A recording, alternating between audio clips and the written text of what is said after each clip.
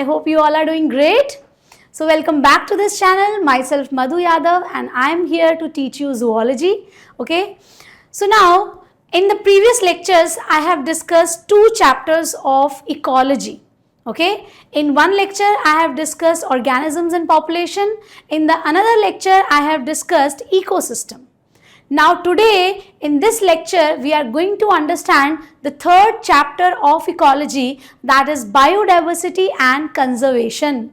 So let me tell you that you have to learn a lot. You have to learn so much of data. Okay, so don't get panicked, don't be scared. Okay, because I have collected all the data and I have written in an organized manner so that you can easily understand it, you can easily learn it, you can easily remember it. Okay, so let us start from the very first data, in which it is simply telling you that so there is a huge biodiversity on this planet Earth. If an alien will come from the another planet on our planet, the alien would be able to see the amazing biodiversity we have.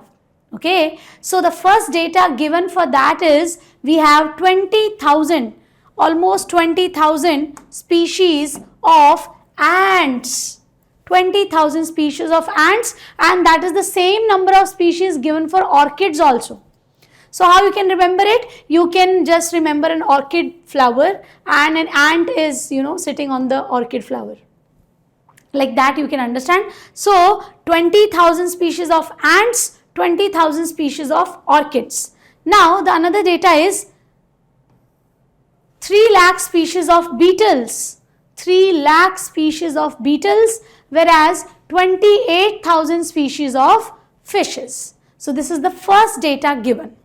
Now, after that, it is simply telling you diversity. See, diversity can be studied at various levels. At every level, there will be diversity. At the macromolecules level, at the cellular level, at the tissue level, at the organism level, at the population level, at the ecosystem level, okay, at the species level, genetic level, at every level of the biological organization, there will be huge diversity. And this biodiversity term was popularized by sociobiologist Edward Wilson. It can be the direct question.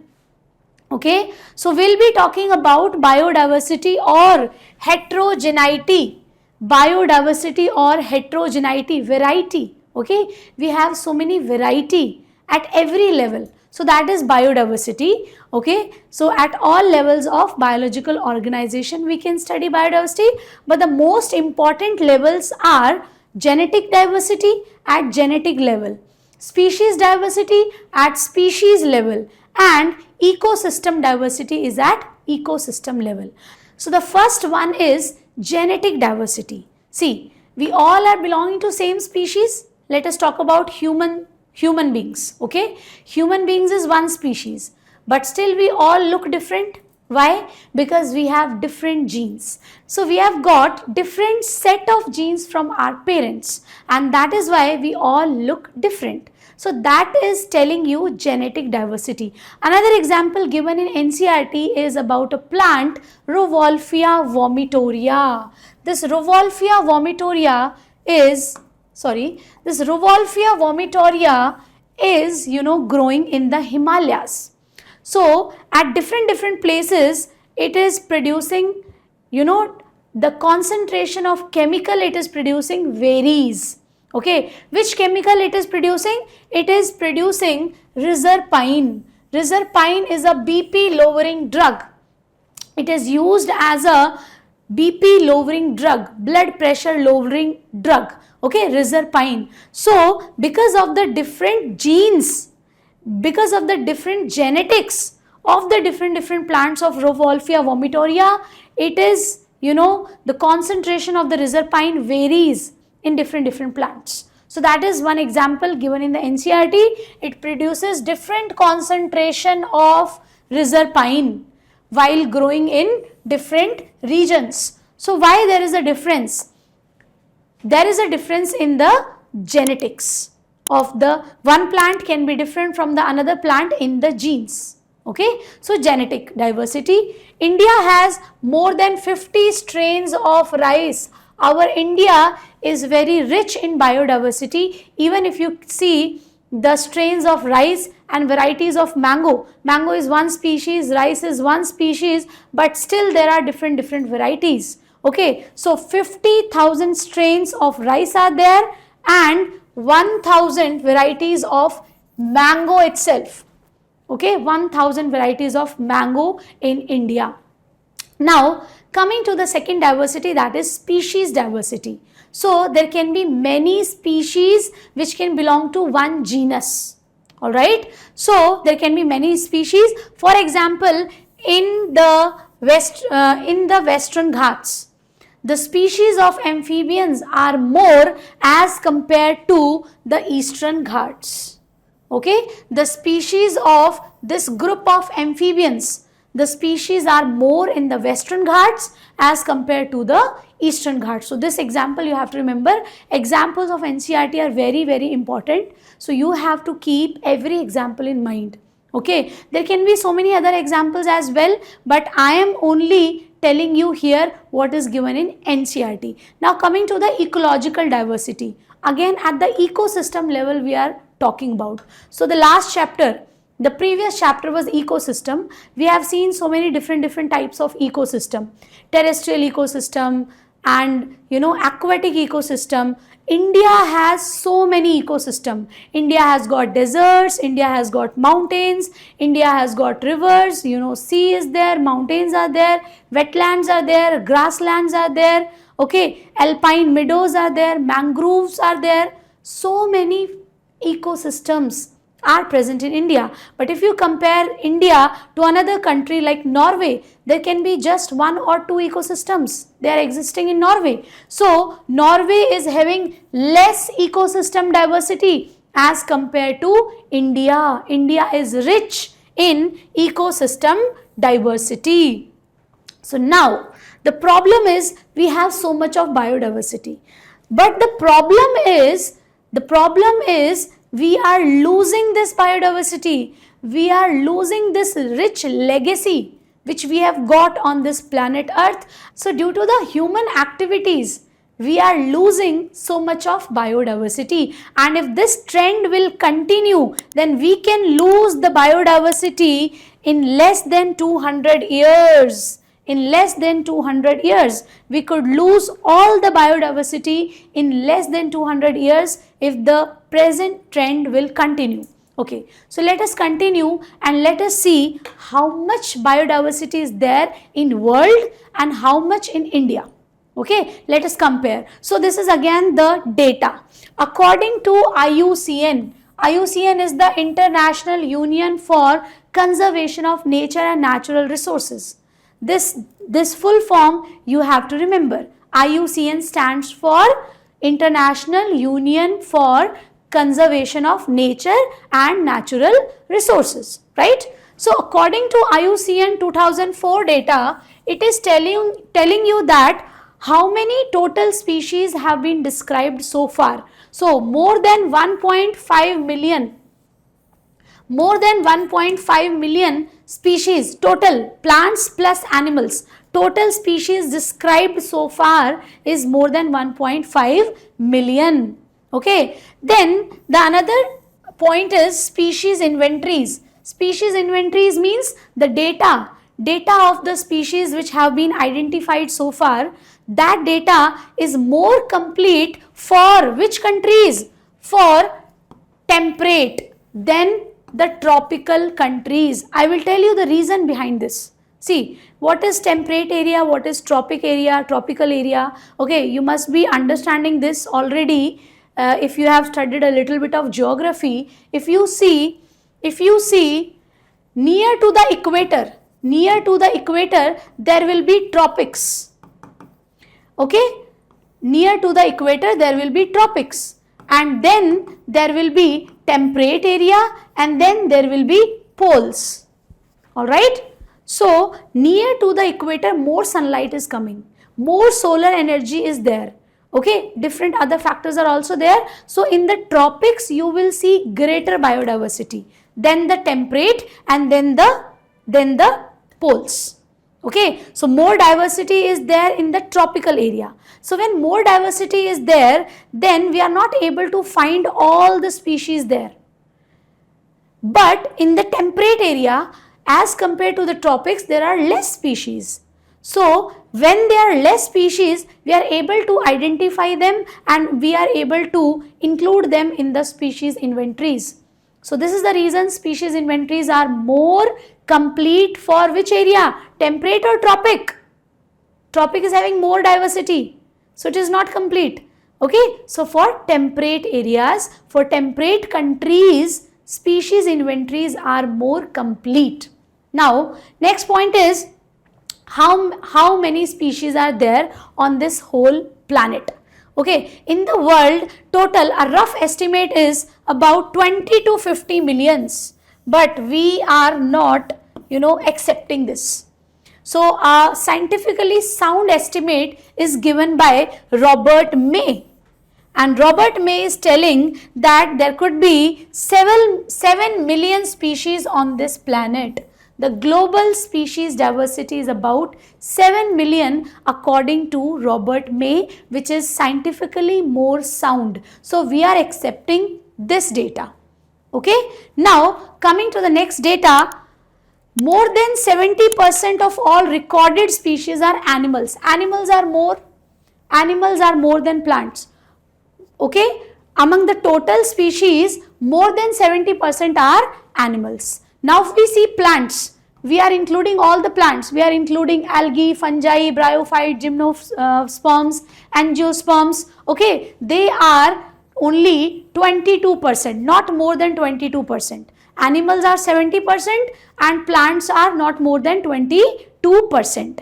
If we see again animals, in the animals, 70% are insects. Insects are the most diverse group among animals. Insecta is the largest class of the animal kingdom. Okay, so out of every 10 animals, 7 are insect on this planet. 7 are insect, because 70% among animals, 70% are insects. Okay. Now, number of fungi species. If you will count only the fungi species, they are alone more than the total number of species of fishes, amphibians, reptiles and mammals. The fungi species alone are more than the total species of farm, fishes, amphibians, reptiles and mammals. So this is another data. Now let us see the pie charts. These are very, very important. From here direct questions can come. So if you see the pie chart of invertebrates, if you see this pie chart of invertebrates, here insects is more. Insects are more. Obviously we have already studied insects are more than other animal group. Then it is more than mollusca and then it is more than crustaceans. So this order they can ask. First insects, then other animals, then mollusk and then crustaceans. Just like that you have to see from here also. So this pie chart you can remember easily by fast boy Ram.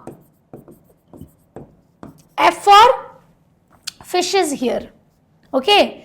B for birds here. Fast boy and then Ram.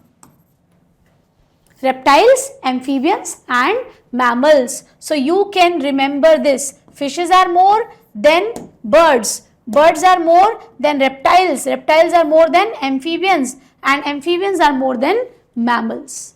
Similarly, if you see here in this chart, fungi is more than angiosperms. Remember, fungi is more than angiosperms.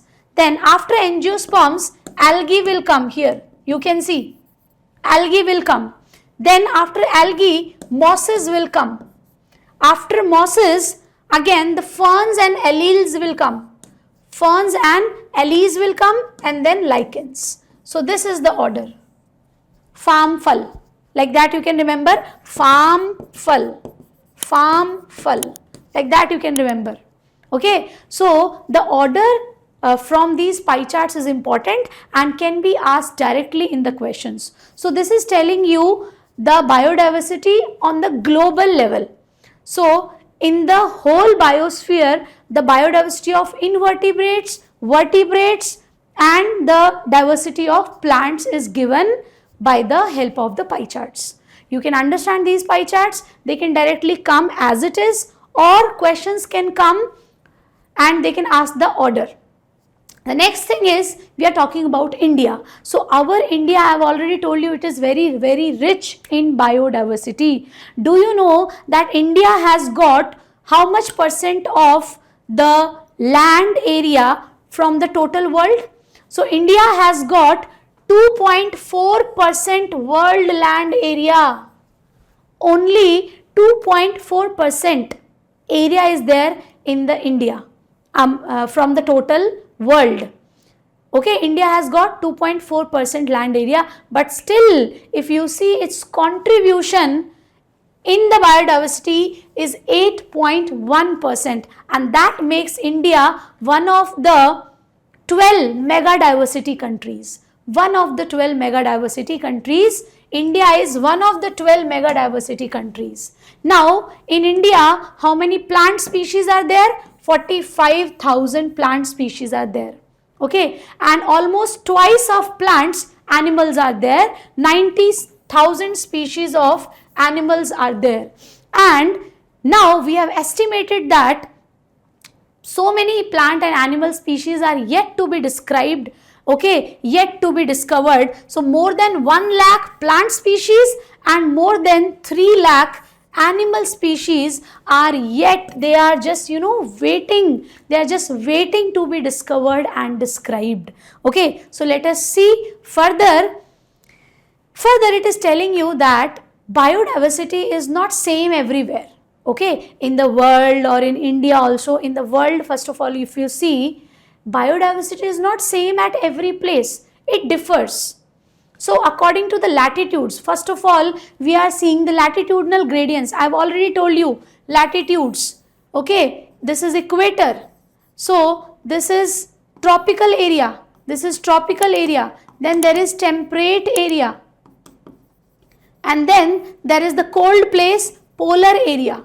Okay, you will find polar bears here. So polar area. So here it is telling you, the first point is, species diversity decreases when you go from equator to poles. When you go from equator to poles, species diversity decreases. That means in the tropics, more diversity than the temperate area. In the temperate area, more diversity than the polar area. So you can remember it easily. It is very easy.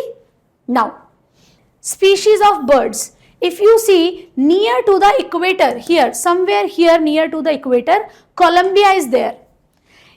There are 1400 species of birds. Whereas if you'll go towards the, see, this is 0 degree, this is 90 degree, right? This is 90 degree. So if you'll go 41 degree north, you will see 105 species of birds.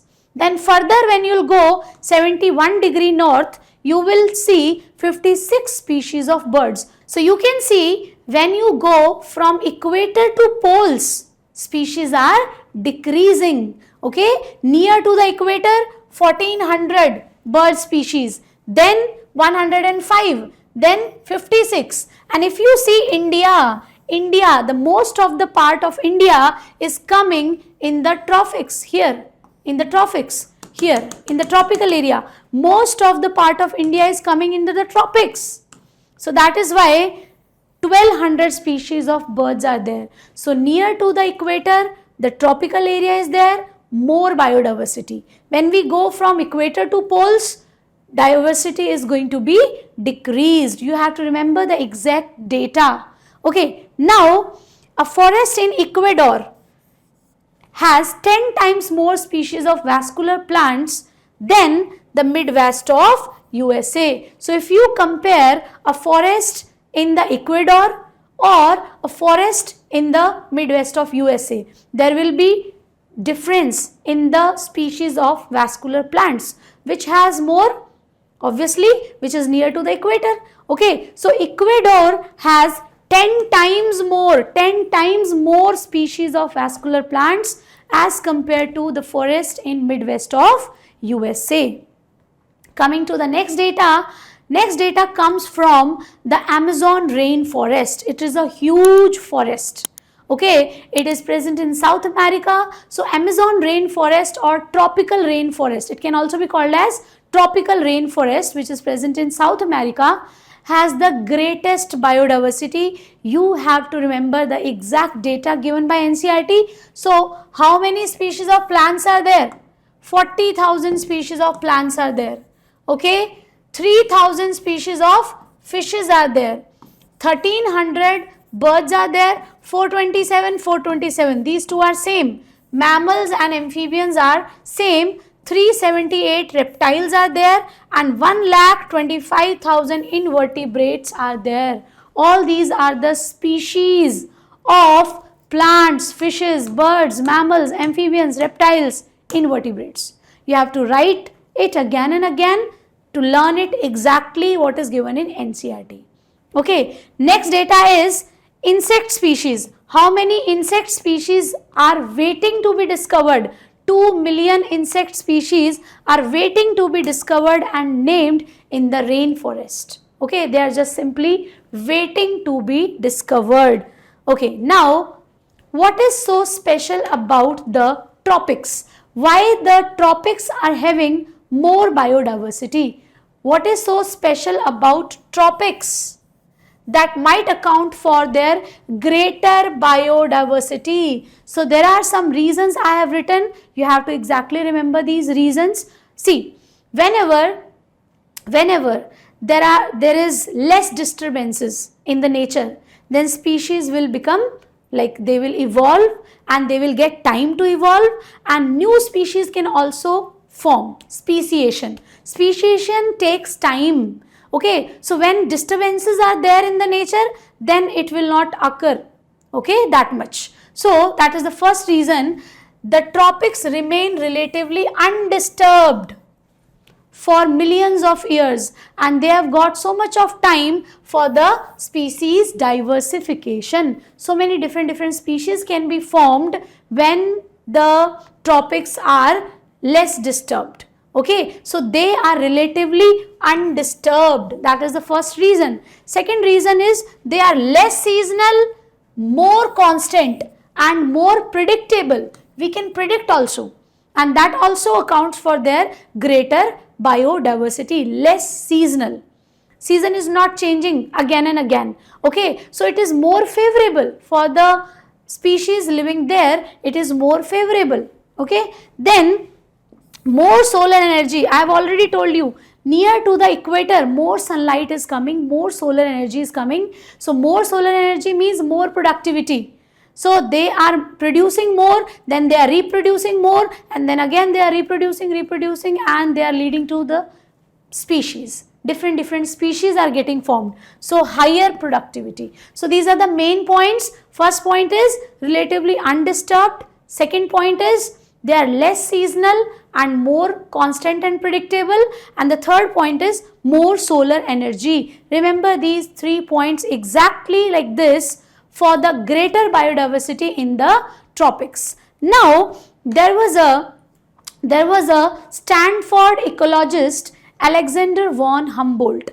Now, he has done what? He has explored the area.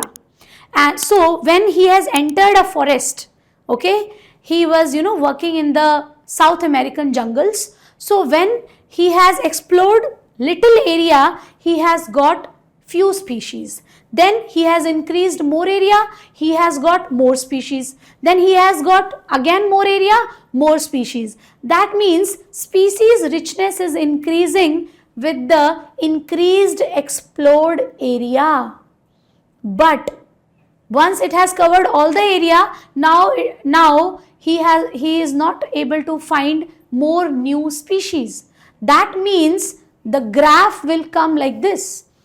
When the area will be increased, then the species richness is also going to be increased. But at this point, it will come it will come like it will be saturated. Now no more species are being found. Okay, so Alexander von Humboldt, while working in South American jungles, he observed that species richness increases with increased explored area, but only up to a limit. This is the limit, only up to a limit. So he has got this graph which is rectangular hyperbola. It is asked in the questions that who has given the species area relationship? Alexander von Humboldt. What is the shape of the graph? Okay, so it is rectangular hyperbola. And on a log scale, if you see, there is a straight line graph.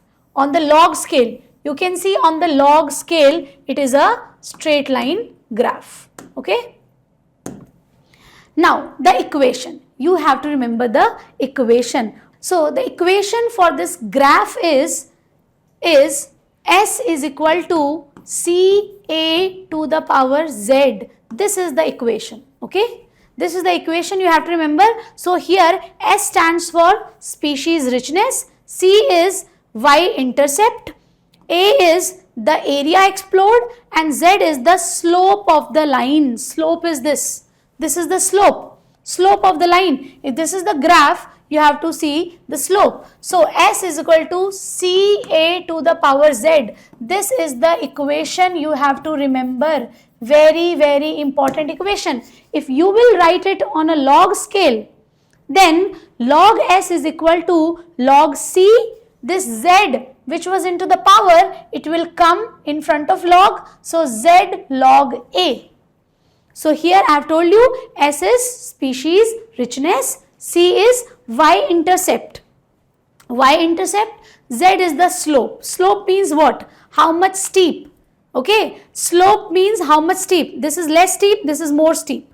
Okay, so Z is the slope or also known as regression coefficient, and A is the area. So you have to remember these two equations. You have to remember the shape of the graph. You have to remember the name of the scientist who has done and who has given the graph, who has given the relationship between species richness and area. Okay, now coming to the next point, that is the value of Z. So, the direct values of Z are given. See, value of Z tells you about the steep. Okay, how much steeper is the line. Okay, so if you see this is less steeper, this is more steeper. Okay, if you see this is less steeper, this is less steep, this is more steep. When more steep will be there, when more Z value will be there, here more Z value. More Z value means more species. More species. The species which are found are more. Okay. So, the value of Z line lies between 0.1 to 0.2. Generally, the value of Z lies between 0.1 to 0.2. But if you are taking an entire continent, then the value of Z will be higher. Okay, then the value of Z will lie between 0.6 to 1.2. For example, if you are counting the frugivorous birds and mammals in the tropical forest in the different continents, so you will find the Z for frugivorous birds and mammals is lying in this range, 1.15. So, a normal range is 0.1 to 0.2.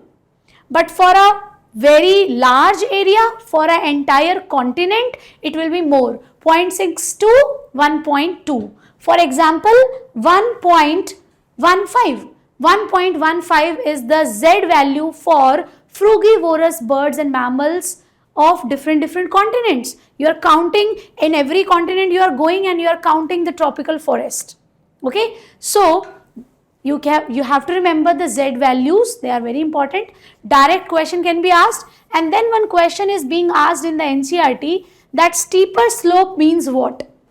So I have told you now, more steep means more number of species are found.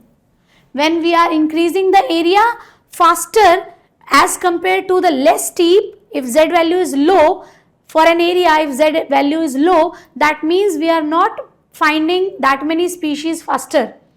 But if Z value is more, that means when we are exploring the area, we are able to find new species very, very fast. Okay, number of species are increasing with the increased explored area. So found are increasing faster than the area explored.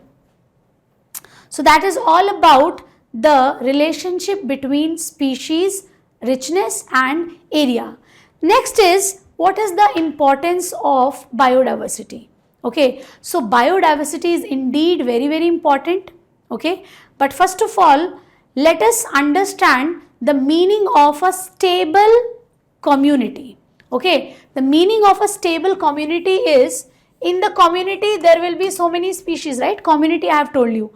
So stable community means it should not show very much variation in the productivity. It should be stable. Productivity should be same. It should not vary so much year to year. Okay, year to year productivity should not vary so much. That is the first point for stable community. Then it should be resistant to the occasional disturbances like drought, floods, the man-made disturbances or the natural disturbances. It should, protect itself.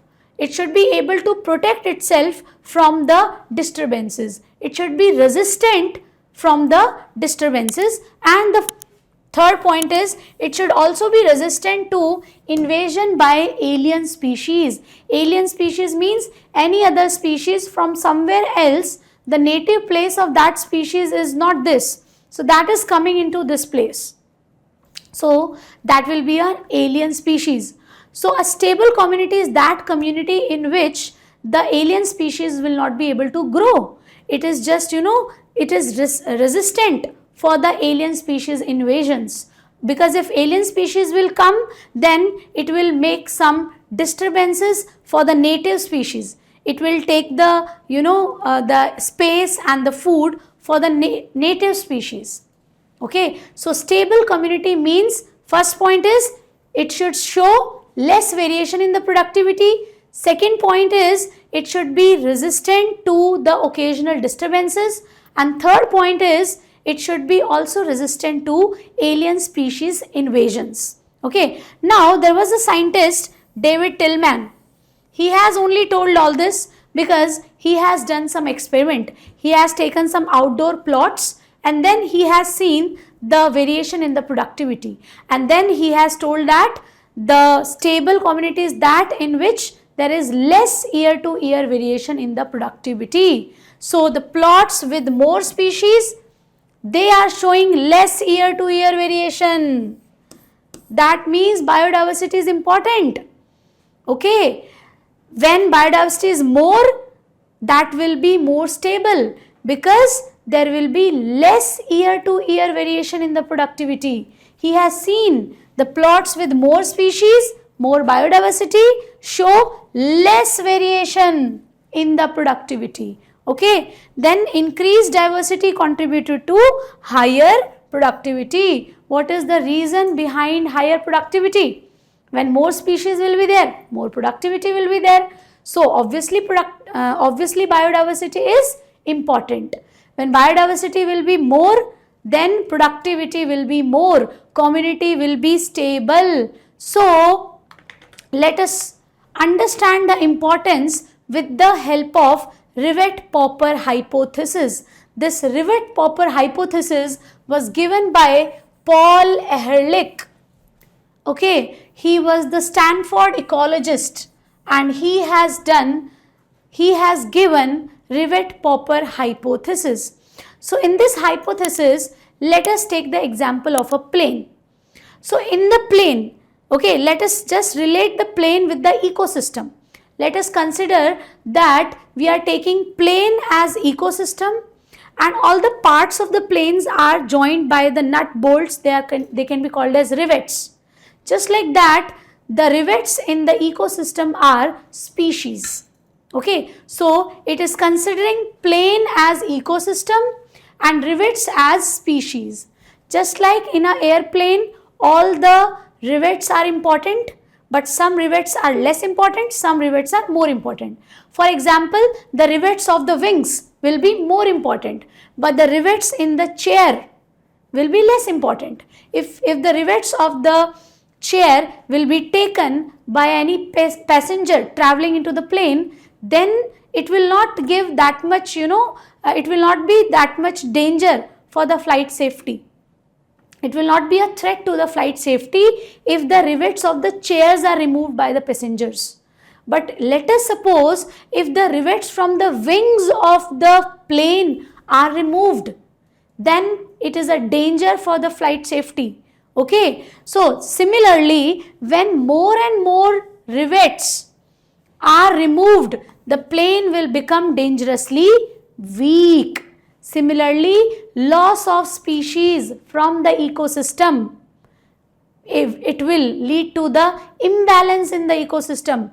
Okay, so that is a threat to the ecosystem. So loss of rivets on the wings is just equivalent to key species that drive major ecosystem functions is more serious threat to the flight safety. Here it is simply wants to tell you that some species are less important in the ecosystem, some species are more important. If less important species are getting extinct, then it will not give that much threat to the ecosystem.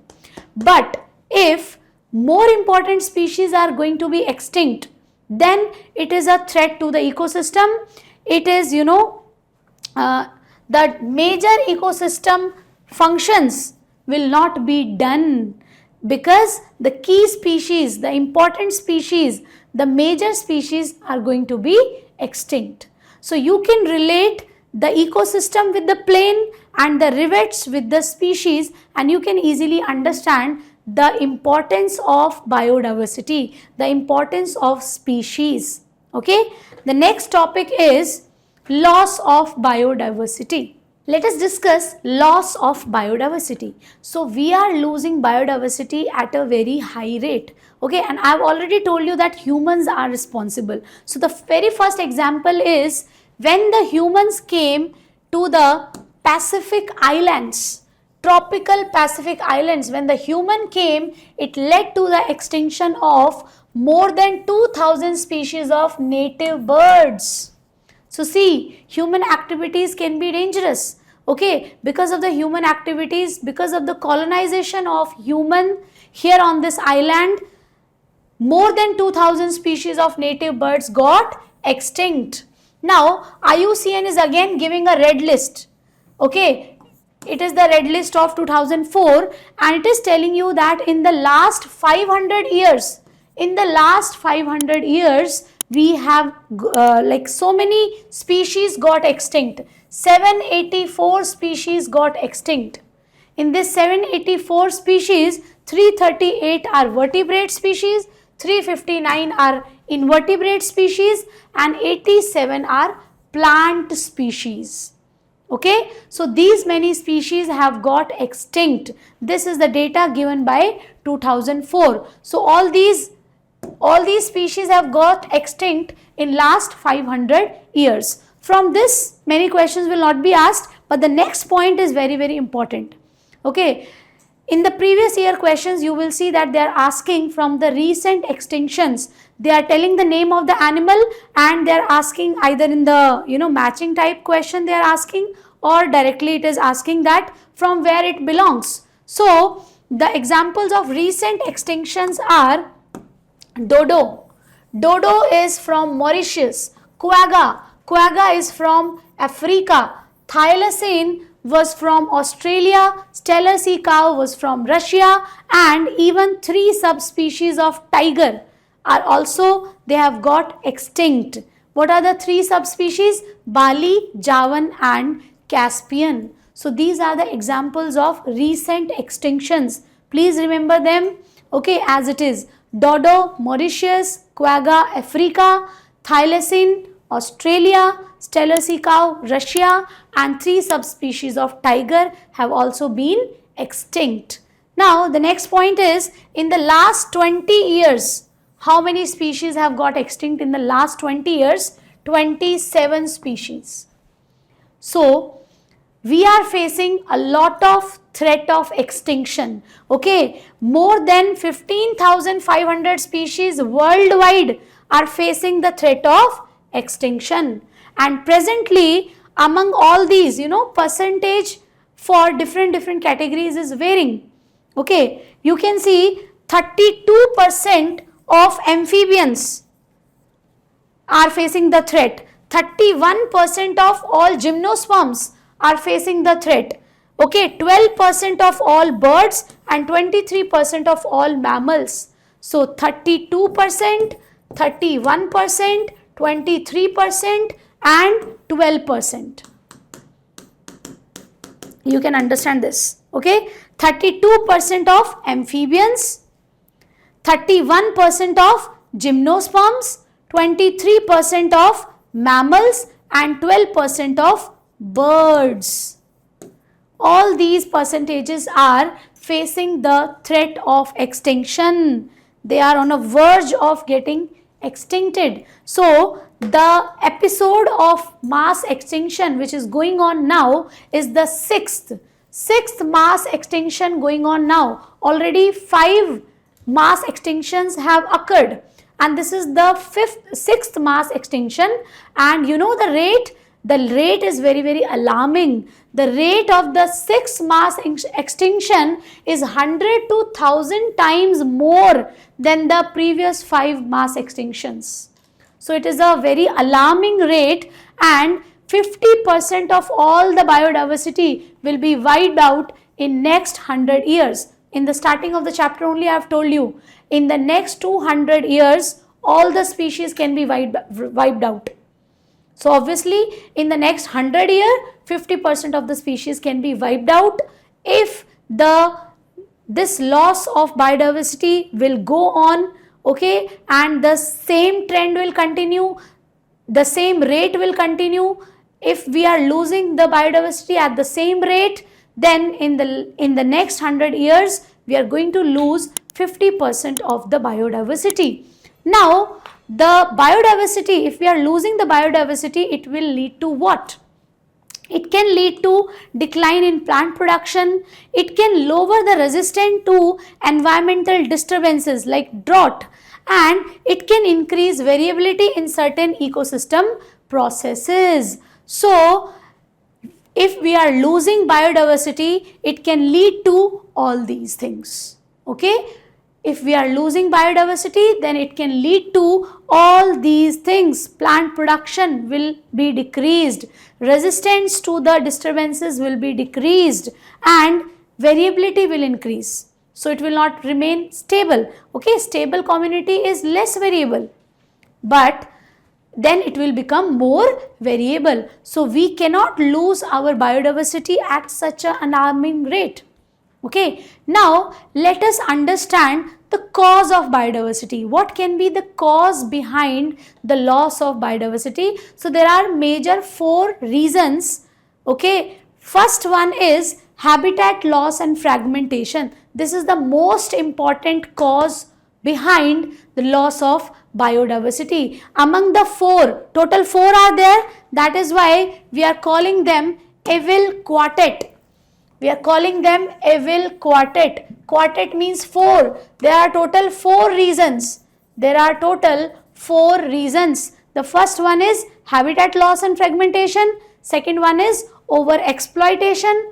Third one is alien species invasions. And fourth one is co-extinctions. So, due to habitat loss and fragmentation, see, when we are cutting down the forest, or when we are making a railway track in the forest, so the habitat is getting fragmented. Okay, some of the animals, they require large territory, so then they will be disturbed. Okay, because they are not getting the huge forest, because we are taking some part of the forest, or we are fragmenting into the parts, right? So this can be the major cause behind the loss of biodiversity. The first example comes from the Amazon rainforest. Previously, do you know previously tropical rainforest used to cover 14% of the total Earth's area, but now due to habitat loss and fragmentation, now they cover just 6%. So where all that area has gone? That all area is being used for, cultivating soya bean. It is being used for converting it to grassland so that they can raise beef cattle.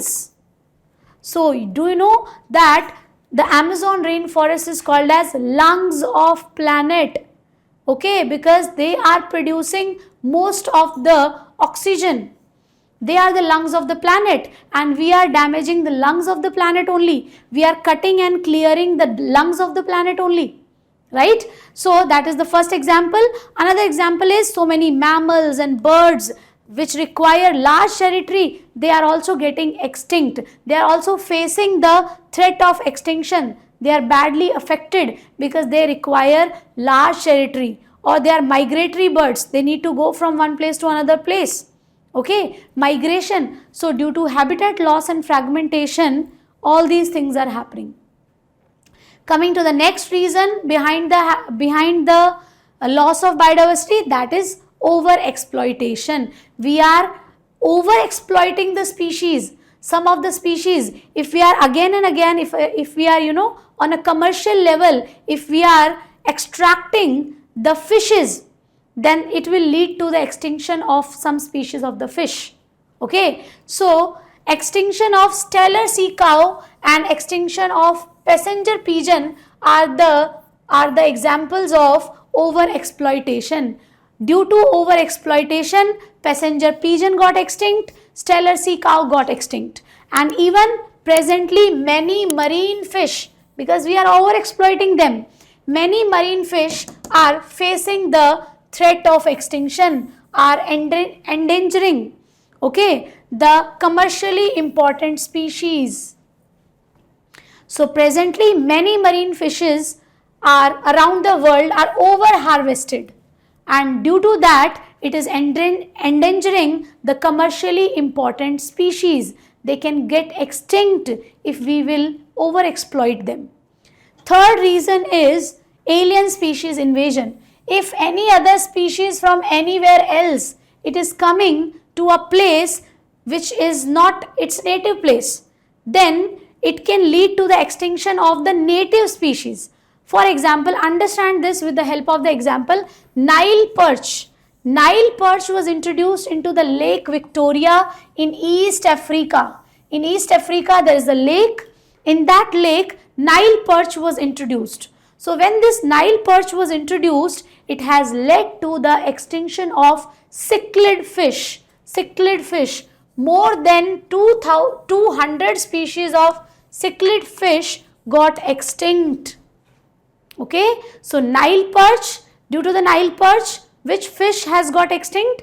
200 species of cichlid fish got extinct in East Africa in Lake Victoria. Okay, second is the weed species. Some of the invasive weed species you can remember, like carrot grass, parthenium, lantana, and water hyacinth, also known as Eichhornia, also known as terror of Bengal. So all these are invasive weed species. They will not let the other species grow. The other native species will face the threat of extinction. Okay. Another example is catfish Clarius garipinus. African catfish Clarius garipinus is posing a threat to the indigenous catfishes in our rivers. Okay, in our rivers we have native indigenous catfishes. When Clarius garipinus is coming to our rivers, it is posing threat to the indigenous catfishes. The last reason behind the loss of biodiversity is co-extinction. Yes, it is also very important. Like co-extinction means together. If there is a host and there is a parasite, okay, this parasite cannot live without this host. So if the host will get extinct, the parasite will automatically get extinct. right? Similarly, there are some relationships you have studied in the population interactions, like the yucca and the moth, okay? So, the moth cannot live without the yucca plant. So, yucca and the moth. So, there are plant pollinator relationships, and if a plant is getting extinct, the pollinator will also get extinct. If a pollinator will get extinct, the plant will also get extinct, right? So, that is co-extinction. When a species get extinct, other species related in an obligatory way. Obligatory way means there is no option. There is no other option, okay? Then it will also become extinct. So, when a host fish species will extinct, its unique parasites will also get extinct. Similarly, when a co-evolved plant will get extinct, the pollinator will also get extinct. Okay, so these are some of the examples, and these are the major causes behind the loss of biodiversity: habitat loss and fragmentation, alien species invasion, co-extinction, and over-exploitation and co-extinction. 4 reasons.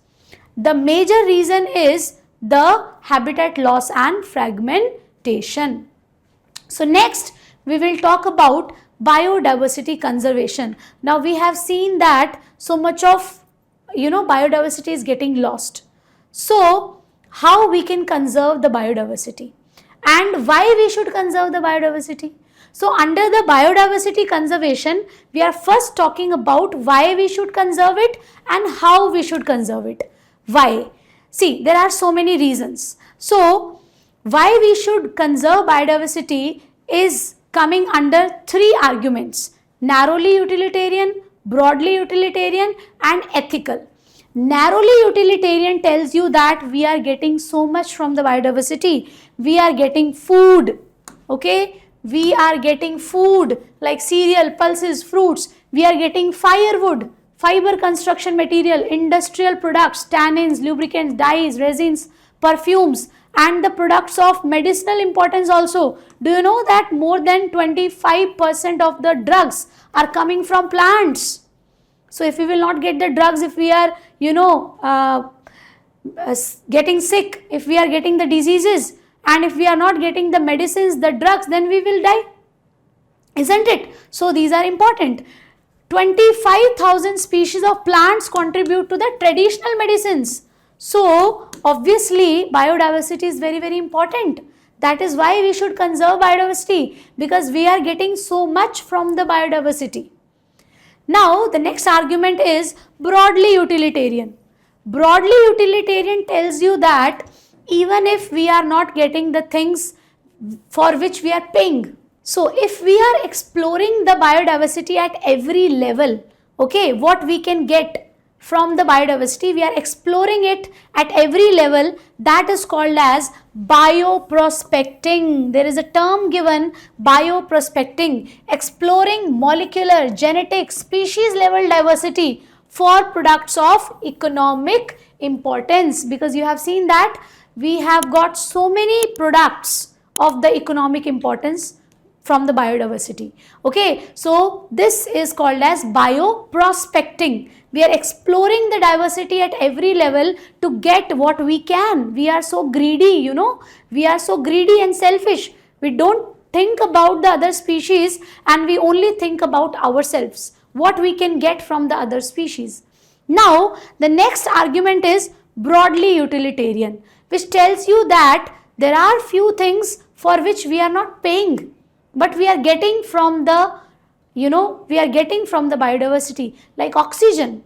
We are not paying for the oxygen, but if you'll go in the hospital and you'll pay for the oxygen cylinder, then you will come to know the cost of that oxygen cylinder, which we are getting free from the biodiversity. Oxygen free, isn't it? Then some ecosystem services like pollination. Okay, like you are going on a vacation, you are going into a forest, or you are going to the beaches and you are seeing huge biodiversity. So when you are going on holidays, vacations, and you are feeling that aesthetic pleasure, that also you are not paying for that. Obviously, you are paying for hotels, you are paying for the rooms, okay, hotels, you are paying for the food you are taking, but the aesthetic pleasure you are getting for your eyes, that aesthetic pleasure you are getting from the biodiversity, and you are not paying for that. So we should conserve biodiversity, first because we are getting so many things, second because we are getting few things for free, okay, like oxygen, like the pollination, like the aesthetic pleasure. Okay, do you know Amazon rainforest produces 20% of the total oxygen in the Earth's atmosphere. That's why they are called as lungs of planet Earth. Okay, so the last reason why we should conserve biodiversity is ethical reason. This planet does not belong to only humans, okay? So many other species are also living on this planet. So they also have the right to live. So we cannot let them get extinct, and they are getting extinct because of our activities. Okay, so we have a moral duty. Okay, we have a moral duty to take care of their well-being and to pass this biological legacy to the future generations, because every species has the right to live, and even if some species is not important for us, still it is important for itself. Okay, so every species has an intrinsic value, if it may not have a value for humans. Okay, so now as we have come to know that we have to conserve the biodiversity because of so many reasons, broadly utilitarian, narrowly utilitarian, and ethical reasons are there. Okay, so now let us understand how can we conserve the biodiversity. So there will be two types of conservations. One is in situ, another is ex-situ conservation. In situ means if you want to conserve a tiger, you are protecting the whole forest. That is in the same habitat, in situ. Ex-situ means you are taking the tiger out of the forest and you are keeping it in a zoo. Okay, you are keeping it somewhere at a safe place. So that is ex-situ conservation. So there can be two approaches for the conservation of biodiversity. One is in situ, one is ex-situ. Let us understand in situ conservation. In the in situ conservation, the first type is biodiversity hotspot. Biodiversity hotspots are those regions where so much of biodiversity is there, very high level of species richness is there, and also high degree of endemism. Endemism means the species which are present here, they are not present anywhere else. Okay, and these are the regions which are facing accelerated loss of species. Okay, so much habitat loss, so much accelerated habitat loss, okay, is there at the biodiversity hotspots. So these are the three features of biodiversity hotspots. Now, how many total biodiversity hotspots are there in the world? Initially 25 were there, then 9 more were discovered, and now we have total 34. This has been already a previous year question. So remember, total 34 biodiversity hotspots are there. In India, there are 3. So 3 hotspots in India: Western Ghats in Sri Lanka, Indo-Burma, and Himalaya. Okay, these are the 3 names of the biodiversity hotspots in India. Now, if we see, all the area covered by the biodiversity hotspot is less than even 2%. But if we conserve this also, we can reduce the rate of extinction, we can reduce the loss of biodiversity by almost 30%. We can reduce the extinction speed by almost 30%. Okay, so that is one way to conserve the biodiversity in situ. The next is biosphere reserves. Biosphere reserves, you have to remember, sometimes they are simply asking that whether it is an in situ conservation or ex situ conservation. So if we are seeing biodiversity hotspot in situ, biosphere reserves in situ, national parks in situ, wildlife sanctuaries in situ, sacred groves in situ. Okay, all these are in situ conservation. We are not taking out the animal from its habitat. We are conserving it at its own habitat, at its natural habitat. So how many biosphere reserves are there? 14 biosphere reserves are there. How many national parks are there? 90 national parks are there. 448 wildlife sanctuaries are there, and 4 examples of sacred groves are given. Okay, Khasi and Jaintia hills in Meghalaya. These are in Meghalaya. These sacred groves are in Meghalaya. Aravalli hills of Rajasthan. Okay, Aravalli hills are also the sacred groves. They are present in Rajasthan. Western Ghat regions of Karnataka and Maharashtra, they are also the sacred groves. Okay, now if you see the sacred groves of Meghalaya, they are the last refuges for a large number of rare and threatened plants. You will not be able to find them anywhere else. They are the last refuges. So we need to conserve them. Okay, and in the MP also, in the Madhya Pradesh also, there are certain regions which are sacred groves, the Sarguja, Chanda and Bastar area of MP. So all these are the examples of sacred groves. 4 sacred groves in Meghalaya, Rajasthan, Karnataka and Maharashtra and Madhya Pradesh. So you have to remember these sacred groves. Now ex-situ conservation. Let us talk about ex-situ conservation. So ex-situ conservation means we are taking the animal out of its natural habitat. Okay, for example, we are keeping them in zoo. So zoological park. We are keeping them in botanical gardens. Okay, or wildlife safari park. Don't get confused with wildlife sanctuary and wildlife safari park. Wildlife sanctuary is in situ conservation, whereas wildlife safari park is in ex-situ conservation. Now there are some advanced techniques also. Instead of conserving the animal, we can preserve the gametes of animal, or we can preserve the seeds of plants, or we can propagate the plants with the help of tissue culture. So cryopreservation is an advanced technique by which we can preserve the gametes of the endangered species. Okay, by tissue culture also we can propagate the plant, and by the seed banks also, with the help of seed banks, we can conserve the seeds of the species, of the plant species which are going to be extinct or which are facing the threat of extinction. So this is the approach how we can conserve the biodiversity. And lastly, there are 2 summits given in the NCERT. You have to remember when they happened and where. Okay, so first is Earth Summit and another is World Summit. Earth Summit and then comes World Summit.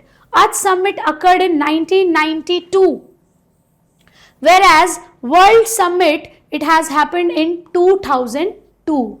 Okay, after 10 years. After 10 years of Earth Summit, World Summit occurred. Okay, so in 1992, Earth Summit held in Rio de Janeiro. Okay, and what all nations have come here, and all nations have, decided that what measures they can take, what appropriate measures they can take for the conservation of biodiversity. But I don't think so that they have done a lot. But it's okay, you have to just remember Rio de Janeiro, World Summit 1992. Sorry, Earth Summit 1992. After Earth only world will come. Okay, at Earth only world is present. Na? Okay, so like that you can remember World Summit on Sustainable Development held in 2002 in Johannesburg, South Africa. And in this World Summit, 190 countries took the pledge that yes, we will conserve the biodiversity, and they have committed that by 2010 we will reduce the rate of biodiversity. So you have to remember the Earth Summit and the World Summit. Earth Summit 1992, World Summit 2002. Okay, so that was all about biodiversity and conservation. I hope you have understood. Okay, and if you have understood the topic, please like and share this with your friends and subscribe to this channel. Thank you and all the best.